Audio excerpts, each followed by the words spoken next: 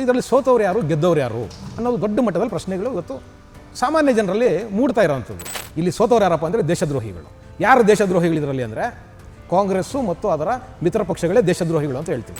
ಈ ರಾಹುಲ್ ಗಾಂಧಿ ಅವ್ರದ್ದು ಹೆಂಗಿದೆ ಅಂದರೆ ಯಾರಾದರೂ ಒಂದು ಹೋರಾಟನ ಮುನ್ನಡೆಗೆ ತೊಗೊಂಡು ಬಂದು ಅದೊಂಚೂರು ಯಶಸ್ವಿ ಆಗ್ತಿದೆ ಅಂದರೆ ತಾನು ಹೋಗಿ ನಿಂತ್ಕೊಂಡ್ಬಿಡೋದು ಅವ್ರ ಜೊತೆಯಲ್ಲಿ. ಅದ್ರ ಕ್ರೆಡಿಟ್ನ ತಾನು ತಗೊಳ್ಳೋದಕ್ಕೆ. ಯಾಕೆಂದರೆ ತನಗೆ ಅರ್ಹತೆ ಇಲ್ಲ, ಯೋಗ್ಯತೆ ಇಲ್ಲ. ಕಲ್ಲೊಡೆದು ಬೆಂಕಿ ಹಚ್ಚಿ ಗಲಭೆಗಳನ್ನ ಮಾಡಿ ಸಾರ್ವಜನಿಕರ ಆಸ್ತಿಪಾಸ್ತಿಗಳನ್ನ ನಷ್ಟ ಮಾಡಿ ತಮ್ಮ ಬದುಕನ್ನು ಹಾಳು ಮಾಡ್ಕೊಂಡು ಬೀದಿನಲ್ಲಿ ನಿಂತ್ಕೊಂತಾರಲ್ಲ, ಹಂಗೆ ಬಂದವರೇ ಕಂಡ್ರೆ ಹರಿಪ್ರಸಾದು, ಹಂಗೆ ಬಂದವರೇ ಡಿ ಕೆ ಶಿವಕುಮಾರ. ಅದೇ ರೀತಿ ಸಾಕಷ್ಟು ವಿದ್ಯಾರ್ಥಿಗಳು ತಮ್ಮ ಬದುಕನ್ನು ಹಾಳು ಮಾಡ್ಕೊಂಡು ತಮ್ಮ ಜೀವನನ ಹಾಳು ಮಾಡ್ಕೊಂಡು ದಾರಿ ತಪ್ಪಿ ರೌಡಿಗಳಾಗಿ ದರೋಡೆಕೋರರಾಗಿ ತಮ್ಮ ಇಡೀ ಬದುಕನ್ನು ಸರ್ವನಾಶ ಮಾಡ್ಕೊಂಡವರು ಇದ್ದಾರೆ. ವೀಕ್ಷಕರೇ, ಸರ್ವನಾಶ ಮಾಡ್ಕೊಂಡವರು ಇದ್ದಾರೆ. ಶ್ರೀನಿವಾಸ ಅಂತ ನೀವು ಅಲ್ಲಿ ಪೋಸ್ಟರ್ಗಳಲ್ಲಿ ನೋಡಿರ್ತೀರಿ. ಶ್ರೀನಿವಾಸ್ ಅಂತ ಈತ ಏನು ಗೊತ್ತಾ, ಈಗಲೂ ಕೂಡ ಯೂತ್ ಕಾಂಗ್ರೆಸ್ಸು ನ್ಯಾಷನಲ್ ಲೆವೆಲಲ್ಲಿ ಯೂತ್ ಕಾಂಗ್ರೆಸ್ ಲೀಡ್ರು. ಇವನು ಸಾಧನೆ ಏನು ಗೊತ್ತಾ, ಇವನು ವಿದ್ಯಾರ್ಥಿ ನಾಯಕನೇ. ಇವನು ಸಾಧನೆ ಏನು ಗೊತ್ತಾ, ಪ್ರಮೋದ್ ಮುತಾಲಿಕ್ ಅವ್ರಿಗೆ ಮುಸಿ ಬಳಿದಿದ್ದು. ಆ ಮುಸಿ ಬಳಿಯೋದ್ರ ಮುಖಾಂತರ ಇವನು ದೊಡ್ಡ ನಾಯಕ.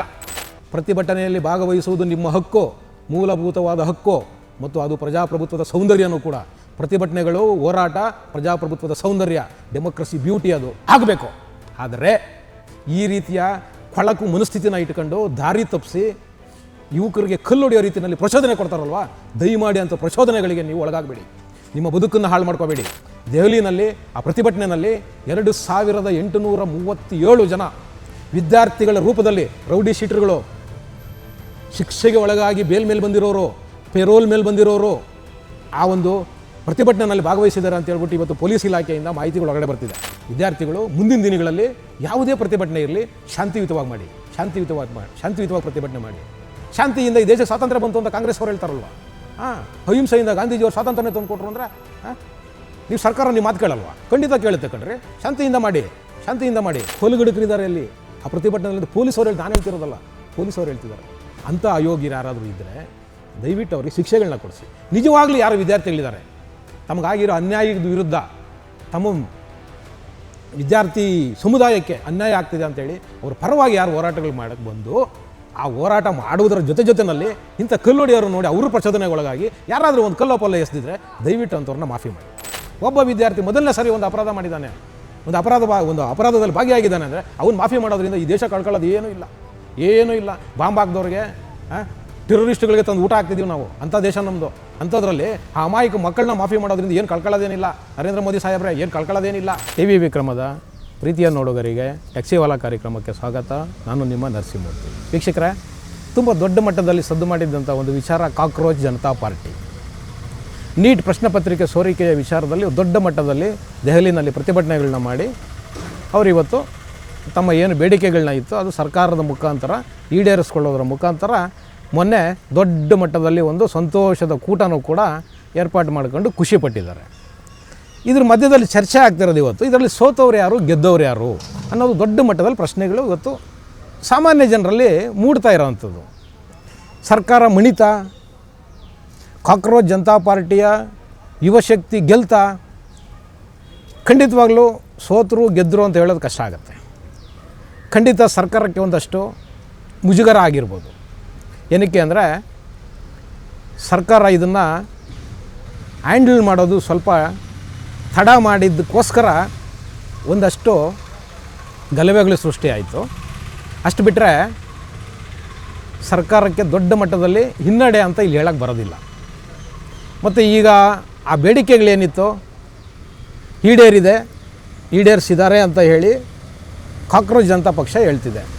ಅವರು ಸಾಕಷ್ಟು ಬೇಡಿಕೆಗಳನ್ನ ಇಟ್ಟಿದ್ರು. ಅಲ್ಲಿ ಗಲಭೆಗಳು ಮಾಡಿದ ಯಾರು ವಿದ್ಯಾರ್ಥಿಗಳಿದ್ರು ಅವ್ರ ಮೇಲಿರೋ ಕೇಸ್ಗಳನ್ನೆಲ್ಲ ವಾಪಸ್ ತೊಗೊಳ್ಬೇಕು, ಅವ್ರ ಮೇಲೆ FIR ಹಾಕಿರೋದನ್ನೆಲ್ಲ ಕ್ವಾಶ್ ಮಾಡಬೇಕು, ಸರ್ಕಾರ ಇದನ್ನೆಲ್ಲ ಹಿಂಪಡಿಬೇಕು, ಅವರಿಗೆ ಪರಿಹಾರಗಳನ್ನ ಕೊಡಬೇಕು,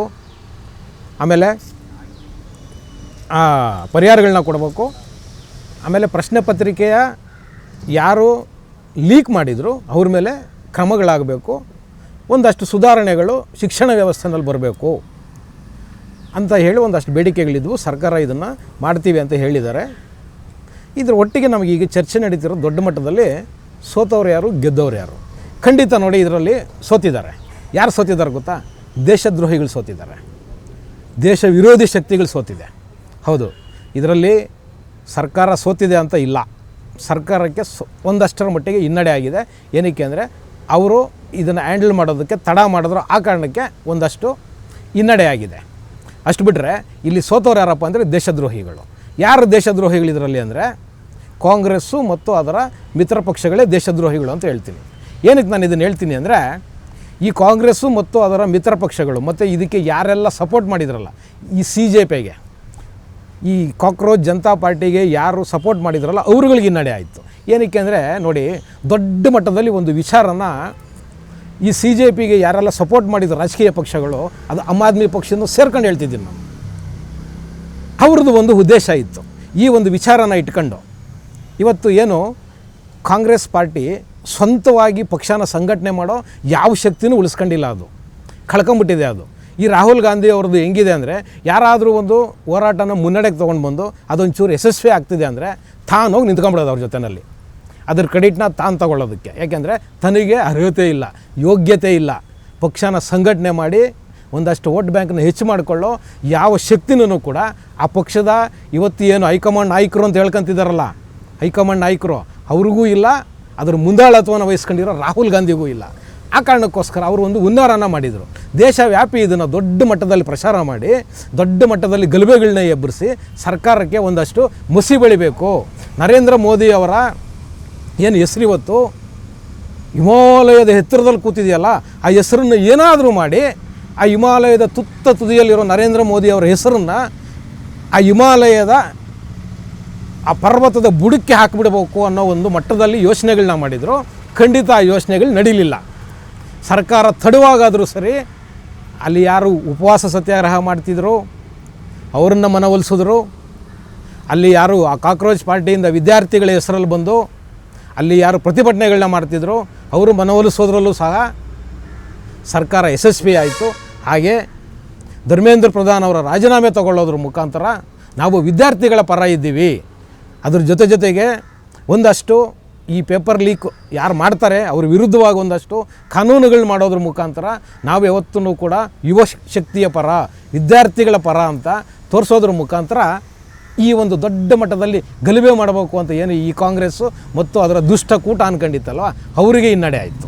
ಹೌದು, ಯಾರೆಲ್ಲ ಇವತ್ತು ಈ ಗೊಂದಲದಲ್ಲಿದ್ದೀರಲ್ಲ, ಗೆದ್ದವ್ರು ಯಾರು ಸೋತವ್ರು ಯಾರು ಅನ್ನೋ ಒಂದು ಗೊಂದಲದಲ್ಲಿದ್ದೀರಲ್ವ, ಉತ್ತರ ಸಿಕ್ಕಿರಲಿಲ್ವಲ್ಲ, ಖಂಡಿತವಾಗ್ಲೂ ಇದೇ ಉತ್ತರ.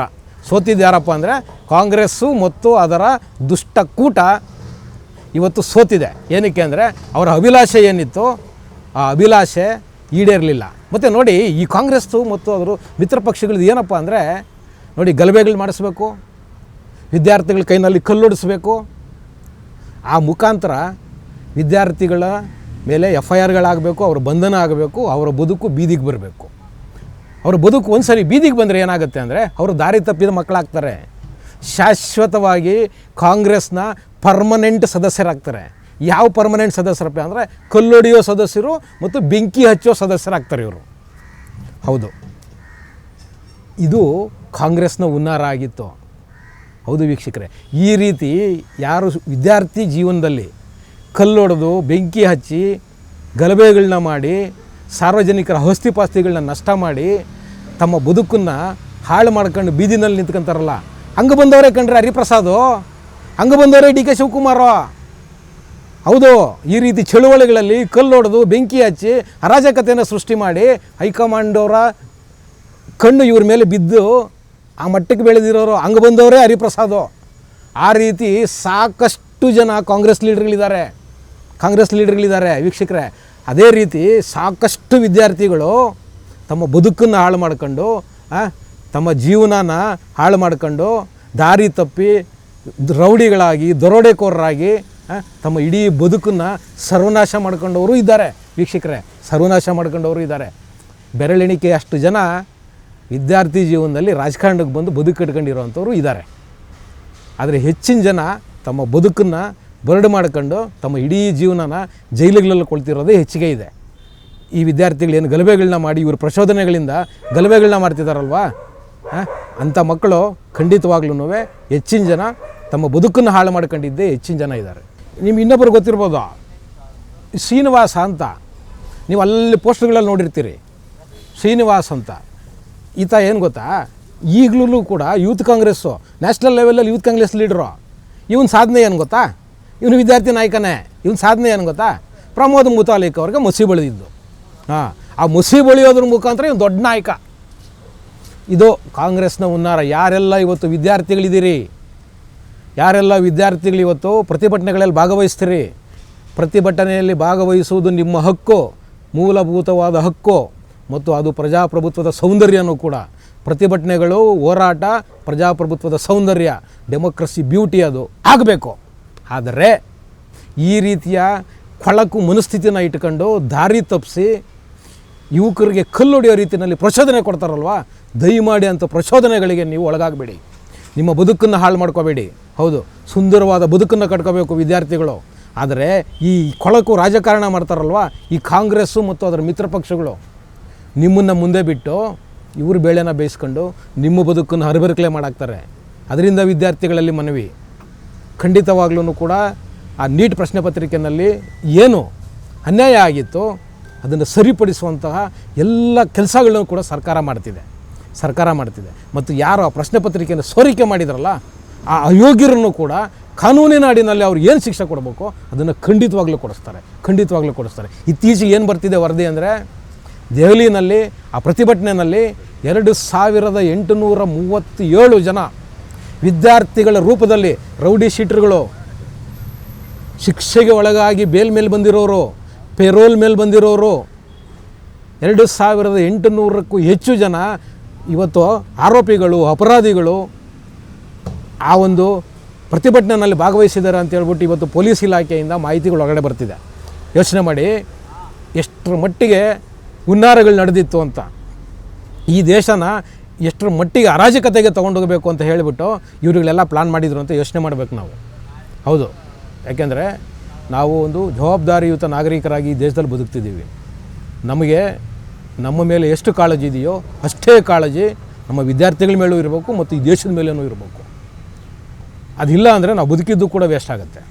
ಆ ಕಾರಣಕ್ಕೋಸ್ಕರ ವಿದ್ಯಾರ್ಥಿಗಳು ಮುಂದಿನ ದಿನಗಳಲ್ಲಿ ಯಾವುದೇ ಪ್ರತಿಭಟನೆ ಇರಲಿ ಶಾಂತಿಯುತವಾಗಿ ಪ್ರತಿಭಟನೆ ಮಾಡಿ. ಶಾಂತಿಯಿಂದ ಈ ದೇಶಕ್ಕೆ ಸ್ವಾತಂತ್ರ್ಯ ಬಂತು ಅಂತ ಕಾಂಗ್ರೆಸ್ ಅವರು ಹೇಳ್ತಾರಲ್ವ, ಅಹಿಂಸೆಯಿಂದ ಗಾಂಧೀಜಿಯವರು ಸ್ವಾತಂತ್ರ್ಯನೇ ತಂದು ಕೊಟ್ಟರು ಅಂದರೆ ನೀವು ಸರ್ಕಾರ ನಿಮ್ಮ ಮಾತು ಕೇಳಲ್ವ? ಖಂಡಿತ ಕೇಳುತ್ತೆ ಕಣ್ರಿ. ಶಾಂತಿಯಿಂದ ಮಾಡಿ. ಏನಕ್ಕೆ ಅಂದರೆ ಕಾಂಗ್ರೆಸ್ನವರು ಶಾಂತಿ ಪಾಲಕರು. ಗಾಂಧಿ ಪಾಲಕರಲ್ವ ಅವರು, ಗಾಂಧಿನ ಫಾಲೋ ಮಾಡೋರು ಅವರು. ಅದರಿಂದ ಹೇಳ್ತಾ ಇದ್ದೀನಿ, ಶಾಂತಿಯುತವಾಗಿ ಮಾಡಿ. ಈ ದೇಶಕ್ಕೆ ಸ್ವಾತಂತ್ರ್ಯನೇ ಕೊಟ್ಟೋದ್ರು ಬ್ರಿಟಿಷ್ನವರು ಶಾಂತಿಯಿಂದ ಹೋರಾಟ ಮಾಡಿದ್ದಕ್ಕೆ. ನಾವು ಶಾಂತಿಯಿಂದ ಕೂತ್ರೆ ಒಂದು 4 ಬೇಡಿಕೆಗಳು ಈಡೇರಿಸಲ್ವ ಸರ್ಕಾರ? ಹೇಳ್ರಿ ವೀಕ್ಷಕರೇ, ಖಂಡಿತ ಈಡೇರಿಸ್ತಾರೆ. ಅದಕ್ಕೋಸ್ಕರ ವಿದ್ಯಾರ್ಥಿಗಳಲ್ಲಿ ಮನವಿ ಮತ್ತು ಸರ್ಕಾರದಲ್ಲೂ ಮನವಿ, ದಯವಿಟ್ಟು ಇವತ್ತು ಯಾರೆಲ್ಲ ವಿದ್ಯಾರ್ಥಿಗಳ ಮೇಲೆ ಪ್ರಚೋದನೆಗೊಳಗಾಗಿ ಇದುವರೆಗೂ ಯಾವ ಅಪರಾಧದಲ್ಲೂ ಭಾಗವಹಿಸದೇ ಇರೋ ಯಾರಾದರೂ ಮಕ್ಕಳು ಇಲ್ಲಿ ಏನಾದರೂ ಕೃತ್ಯಗಳು ಮಾಡಿದರೆ ದಯವಿಟ್ಟು ಅಂಥವ್ರನ್ನ ಹೊರಗಿಡಿ, ದಯವಿಟ್ಟು ಅಂಥವ್ರನ್ನ ಮಾಫಿ ಮಾಡಿ. ಯಾರು ರೌಡಿ ಶೀಟ್ರುಗಳಿದ್ದಾರೆ, ಅಲ್ಲಿ ಯಾರು ಕೊಲೆಗಾರರು ಬಂದಿದ್ದಾರೆ, ಕೊಲೆಗಡುಕರಿದ್ದಾರೆ ಅಲ್ಲಿ ಆ ಪ್ರತಿಭಟನೆಯಲ್ಲಿ, ಪೊಲೀಸವ್ರು ನಾನು ಹೇಳ್ತಿರೋದಲ್ಲ, ಪೊಲೀಸವ್ರು ಹೇಳ್ತಿದ್ದಾರೆ. ಅಂಥ ಅಯೋಗ್ಯರು ಯಾರಾದರೂ ಇದ್ದರೆ ದಯವಿಟ್ಟು ಅವ್ರಿಗೆ ಶಿಕ್ಷೆಗಳನ್ನ ಕೊಡಿಸಿ. ನಿಜವಾಗ್ಲೂ ಯಾರು ವಿದ್ಯಾರ್ಥಿಗಳಿದ್ದಾರೆ ತಮಗಾಗಿರೋ ಅನ್ಯಾಯದ ವಿರುದ್ಧ, ತಮ್ಮ ವಿದ್ಯಾರ್ಥಿ ಸಮುದಾಯಕ್ಕೆ ಅನ್ಯಾಯ ಆಗ್ತಿದೆ ಅಂಥೇಳಿ ಅವ್ರ ಪರವಾಗಿ ಯಾರು ಹೋರಾಟಗಳು ಮಾಡೋಕ್ಕೆ ಬಂದು ಆ ಹೋರಾಟ ಮಾಡುವುದರ ಜೊತೆಯಲ್ಲಿ ಇಂಥ ಕಲ್ಲೊಡೆಯವರು ನೋಡಿ ಅವರು ಪ್ರಚೋದನೆಗೊಳಗಾಗಿ ಯಾರಾದರೂ ಒಂದು ಕಲ್ಲೋಪಲ್ಲ ಎಸೆದಿದ್ರೆ ದಯವಿಟ್ಟು ಅಂಥವ್ರನ್ನ ಮಾಫಿ ಮಾಡಿ. ಆ ಮಕ್ಕಳ ಮೇಲೆ ನಮಗೆ ಕಾಳಜಿ ಇರಲಿ. ಮುಂದೆ ಆ ಮಕ್ಕಳು ಇಂಥ ಕೃತ್ಯಗಳಲ್ಲಿ ಭಾಗವಹಿಸ್ದಂಗೆ ಅವರಿಗೆ ತಿಳಿ ಹೇಳಿ ಅವ್ರ ಮೇಲಿರೋ ಯಾವುದೇ FIR ಇದ್ರೂ ದಯವಿಟ್ಟು ಮಾಫಿ ಮಾಡಿ. ಬರೀ ದೆಹಲಿನಲ್ಲಾಗಿದ್ದಲ್ಲ, ದೇಶದ ಮೂಲೆಯಲ್ಲಿ ಏನು ಈ ಪ್ರತಿಭಟನೆಗಳಾಯಿತು ಅಲ್ಲಿ ಯಾವುದೇ ಸರ್ಕಾರ ಇರಲಿ, ದಯವಿಟ್ಟು ಅಂಥ ವಿದ್ಯಾರ್ಥಿಗಳು ಯಾರನ್ನ ಇದ್ದರೆ ಅವ್ರ ಬದುಕಿನ ಜೊತೆ ಆಟ ಆಡೋದು ಬೇಡ, ಅವರಿಗೊಂದು ಎಕ್ಸ್ಕ್ಯೂಸ್ ಕೊಡೋಣ. ಇವತ್ತು ನಾವು ನೋಡ್ತಾ ಇದ್ದೀವಿ ನಮ್ಮ ವ್ಯವಸ್ಥೆಯಲ್ಲಿ ಕೊಲೆಗಡಕರು, ಹಲಾಲ್ಕೋರರು, ದರೋಡೆಕೋರರು ಇವತ್ತು ರಜಾರೋಷವಾಗಿ ತಿರ್ಕೊಂಡಿದ್ದಾರೆ. ಒಬ್ಬ ವಿದ್ಯಾರ್ಥಿ ಮೊದಲನೇ ಸರಿ ಒಂದು ಅಪರಾಧ ಮಾಡಿದ್ದಾನೆ, ಒಂದು ಅಪರಾಧದಲ್ಲಿ ಭಾಗಿಯಾಗಿದ್ದಾನೆ ಅಂದರೆ ಅವನು ಮಾಫಿ ಮಾಡೋದ್ರಿಂದ ಈ ದೇಶ ಕಳ್ಕೊಳ್ಳೋದು ಏನೂ ಇಲ್ಲ. ಬಾಂಬ್ ಹಾಕಿದವ್ರಿಗೆ, ಟೆರರಿಸ್ಟ್ಗಳಿಗೆ ತಂದು ಊಟ ಹಾಕ್ತಿದ್ದೀವಿ ನಾವು. ಅಂಥ ದೇಶ ನಮ್ಮದು. ಅಂಥದ್ರಲ್ಲಿ ಆ ಅಮಾಯಕ ಮಕ್ಕಳನ್ನ ಮಾಫಿ ಮಾಡೋದ್ರಿಂದ ಏನು ಕಳ್ಕೊಳ್ಳೋದೇನಿಲ್ಲ. ನರೇಂದ್ರ ಮೋದಿ ಸಾಹೇಬ್ರೆ ಏನು ಕಳ್ಕೊಳ್ಳೋದೇನಿಲ್ಲ. ಗುರು ಅಮಿತ್ ಶಾ ಅವರೇ ಕಳ್ಕೊಳ್ಳೋದೇನೂ ಇಲ್ಲ. ದಯವಿಟ್ಟು ನೀವು ಸೂಚನೆಗಳನ್ನ ಕೊಡಿ. ದೆಹಲಿ ಪೊಲೀಸ್ನವ್ರಿಗಾಗಲಿ ಅಥವಾ ದೇಶದಲ್ಲಿ ಎಲ್ಲೆಲ್ಲಿ BJP ಆಡಳಿತ ಇದೆ ಅಂಥ ರಾಜ್ಯಗಳಲ್ಲಾಗಲಿ ಕಾಂಗ್ರೆಸ್ ಇರೋ ಕಡೆ ಅದರ ಅವಶ್ಯಕತೆ ಏನಿಲ್ಲ, ಅವ್ರು ಕೇಸುಗಳೇ ಹಾಕಿರಲ್ಲ. ಅದಿರಲಿ ಒಂದು ಒಟ್ಟಿಗೆ, ಆಯಿತಾ? ನೀವುಗಳೆಲ್ಲೆಲ್ಲಿ ಕೇಸುಗಳು ಹಾಕಿದ್ದೀರಿ ಅಮಾಯಕ ವಿದ್ಯಾರ್ಥಿಗಳ ಮೇಲೆ? ಮತ್ತೆ ಹೇಳ್ತಿದ್ದೀನಿ, ಅಮಾಯಕರ ಮೇಲೆ ಪ್ರಚೋದನೆಗೆ ಒಳಗಾಗಿ ಯಾರು ಈ ಕೃತ್ಯದಲ್ಲಿ ಭಾಗವಹಿಸಿದ್ದಾರೆ ಮೊದಲನೇ ಬಾರಿಗೆ ಅಂಥವ್ರ ಮೇಲೆ ಮಾಫಿ ಮಾಡಿ, ದಯವಿಟ್ಟು ಮಾಫಿ ಮಾಡಿ. ಇಲ್ಲ ಅಂದರೆ ಇದು ದುರಂತ ಆಗುತ್ತೆ. ಹೌದು, ದುರಂತ ಆಗುತ್ತೆ. ಮತ್ತು ನಿಮ್ಮ ಮೇಲೂ ಕೂಡ ಒಂದು ಆರೋಪ ಬರುತ್ತೆ.